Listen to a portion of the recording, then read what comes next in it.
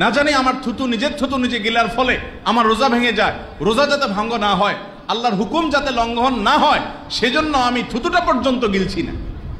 একটা ছোট বাচ্চা মানুষ রোজা রাখছে, অনেক কষ্ট হচ্ছে, তারপরও সে কি করে না? তারপরও সে রোজা রেখে চাইলে ছোট মানুষ অনেক ফাঁকি ঝুঁকি আব্বা আম্মাকে দেয়, মুরব্বীদেরকে, বড় ভাই বোনকে দেয়, কিন্তু রোজা রেখে সেও কি করে না? পানাহার করা তো অনেক পরের কথা। একটু পরপরই দেখবেন পিচ্চি পোলাপান রোজা রাখলে থুতু ফেলে। খেয়াল করছেন? বেশি নিয়ে এসে বারবার থুতু ফেলে। গ্রাম অঞ্চলে হলে বাড়ি থেকে বের হয়ে কেবল থুতু ফেলতে থাকে। কেন থুতু ফেলে? যদি থুতুগুলা ভিতরে চলে গেলে রোজা ভেঙে যায়। তাকওয়ার লেভেলটা দেখেন, আল্লাহর ভয়ে কতটা সে নিজেকে পরিশুদ্ধ করার চেষ্টা করছে, কসরতটা দেখেন। সিয়াম কিভাবে মানুষকে মুত্তাকি বানায় দেখেন, যে সে থুতু ফেলছে, অথচ থুতু গিললে তার রোজার কোনো ক্ষতি হবে না, তারপরও সে থুতু ফেলছে। কেন? কারণ সন্দেহ হয়, না জানি আমার নিজের থুতু নিজে গিলার ফলে আমার রোজা ভেঙে যায়, রোজা যাতে ভঙ্গ না হয়, আল্লাহর হুকুম যাতে লঙ্ঘন না হয়, সেজন্য আমি থুতুটা পর্যন্ত গিলছি না। ঠিক না ঠিক? অনেক সাধারণ মানুষ, শুধু বাচ্চারা না, বড়রাও দেখা যায় যে একটু পরপর থুতু ফেলছেন, অযথা থুতু ফেলছেন। যদিও শরীয়তে থুতু ফেলতে নির্দেশ করে নাই, থুতু গিললে কোনো অসুবিধা নেই, রোজাদার ব্যক্তি নিজে থুতু নিজে দেয়, কিন্তু তিনি তারপরেও ফেলছেন। কেন? কারণ যাতে তার রোজার কোনো ক্ষতি না হয়। আল্লাহু আকবার। এটাই হলো তাকওয়ার ট্রেনিং, এটাই হলো তাকওয়ার প্রশিক্ষণ, যে তুমি অনেক কিছু করতে পারো। চাইলেই তুমি একজন দোকানি কাস্টমারকে ঠকাতে পারো, চাইলেই তোমার স্টকে থাকা তেলের বোতলগুলোকে পেছনে সরিয়ে ক্রাইসিস সৃষ্টি হওয়ার পর বের করে ডবল দামে বিক্রি করতে পারো, চাইলেই তুমি একটা ফাইল আটকিয়ে কিছু টাকা উপার্জন করতে পারো, চাইলেই তুমি তোমার প্রতিপক্ষকে অন্যায়ভাবে হলেও সাইজ করে দিতে পারো, চাইলেই তুমি অনেক কিছু করতে পারো। যুবক, চাইলেই তুমি মোবাইলে হারাম জিনিস দেখতে পারো, কেউ নাই আশেপাশে, চাইলে তুমি অনেক কিছু করতে পারো, কিন্তু তোমার রব তোমাকে দেখছেন, তিনি এটা হারাম করেছেন, তিনি এটা নিষেধ করেছেন। এই যে অন্যায়ের প্রতি টান থাকবে, অন্যায় করার সুযোগও হাতের কাছে থাকবে, তারপরও করব না, এই সুপ্ত এক চেতনার নাম হলো তাকওয়া। সুপ্ত এই চেতনার নাম কি ভাই? তাকওয়া। সিয়াম আমাদেরকে পিপাসার্ত হওয়ার পরও পানি হাতের নাগালে আছে, কেউ দেখছেও না, তারপরেও খেতে বারণ করছে। সিয়াম শব্দের অর্থই হলো বিরত রাখা। সিয়াম বা সম শব্দের অর্থ কি? এই শব্দের অর্থই হলো বিরত রাখা। আমাদেরকে বিরত রাখছে কোত্থেকে? আল্লাহ যা নিষেধ করেছেন তা থেকে। তো এই যে আমি পানাহার থেকে নিজেকে বাঁচিয়ে রাখছি, দূরে সরিয়ে রাখছি, এর মাধ্যমে হারাম থেকে নিজেকে সরিয়ে রাখার, লোভনীয় বিষয়ের হাতছানি থেকে নিজেকে দূরে সরার, আল্লাহর নিষিদ্ধ বস্তু থেকে বেঁচে থাকার এক ট্রেনিং এবং কসরত এবং প্রশিক্ষণ সিয়ামের মাধ্যমে হয় কি হয় না? আমরা যদি একটু লক্ষ্য করি, দেখব গোটা পৃথিবীতে যত অন্যায় হয়, যত অপরাধ হয়, যত পাপাচার হয়, যত খুন খারাপি হয়, যত দুর্নীতি হয়, যত আর্থিক কেলেঙ্কারি হয়, যত রকমের অপরাধ প্রবণতা মানুষের মধ্যে হয়, এই সবগুলো হয় মৌলিকভাবে দুটি কারণে। এক, খুন্নিবৃত্তির কারণে, দুই, যৌনবৃত্তির কারণে। মানুষের ক্ষুধা এবং তৃষ্ণা নিবারণের তাড়নায়, অর্থাৎ পয়সার জন্য মানুষ অন্যায় করে। আরেকটা হলো যৌন চাহিদাকে অন্যায়ভাবে চরিতার্থ করবার জন্য মানুষ কি করে? অন্যায় করে। আর এই দুটি বিষয়কে আল্লাহ তাআলা রমাদান মাসে সিয়ামরত অবস্থায় নিষেধ করেছেন। খেয়াল করেন, আল্লাহ তাআলা চাইলে তো বলতে পারতেন রমাদান মাসে দিনের বেলা ঘুমানো যাবে না, বলতে পারতেন কিনা? ঘুমটা তো আল্লাহ তাআলা হারাম করেন নাই।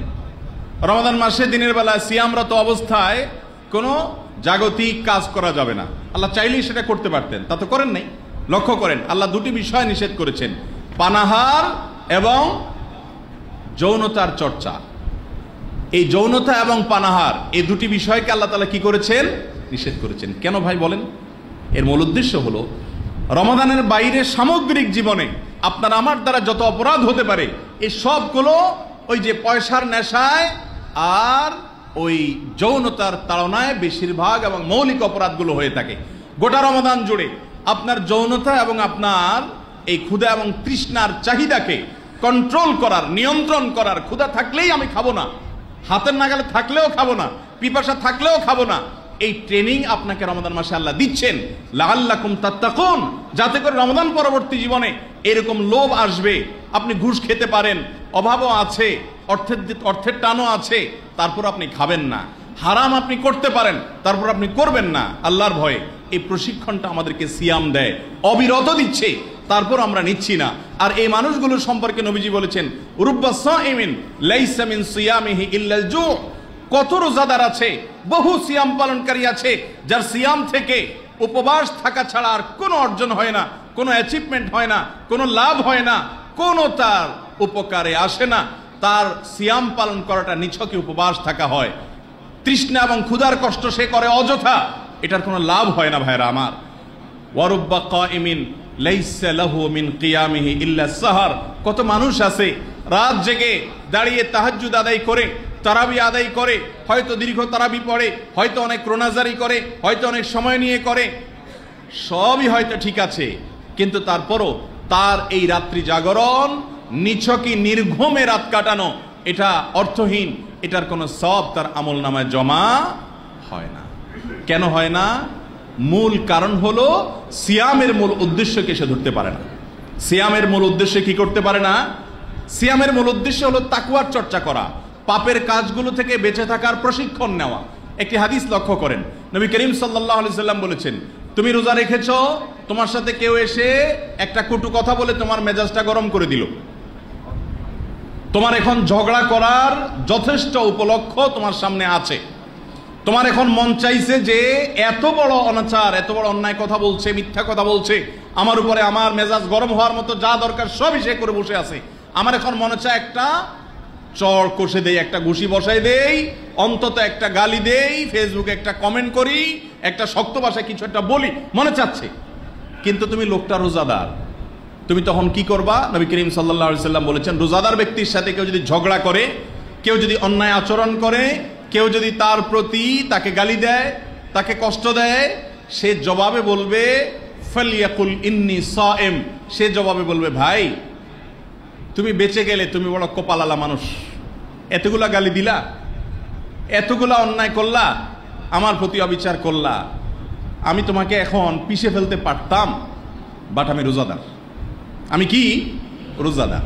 দেখেন, এই যে একটা ব্যাপার, আপনি ঝগড়াঝাটি করার যথেষ্ট উপলক্ষ আছে, অন্যায় করেছে, অন্যায়ের বিপরীতে আপনি তাকে সমুচিত জবাব দিতে পারেন ন্যায়সঙ্গতভাবে, তারপরও নবী সাল্লাল্লাহু আলাইহি সাল্লাম বলছেন না, তুমি রোজাদার, তোমার সাথে কেউ ঝগড়া করছে, তুমি বলো ইন্নী সাইম, ভাই আমার দুর্বলতা হলো আমি রোজাদার, আমি তোমার কথার জবাবটা দিতে পারছি না। এই যে প্রশিক্ষণ, দেখেন, মানে রমাদানের পরেও এরকম পরিস্থিতি আপনার সামনে আসবে। যখন আসবে, নিজেকে কিভাবে নিয়ন্ত্রণ করবেন, মাস জুড়ে তার এক্সারসাইজ করবেন, মাস জুড়ে তার ট্রেনিং করবেন, যাতে রমাদানের পরেও কেউ আপনাকে অন্যায় কথা বললেও মুস্কি হেসে দিয়ে সেখান থেকে নিজেকে সরিয়ে নিয়ে যেতে পারেন, ট্রেনিং নেবেন।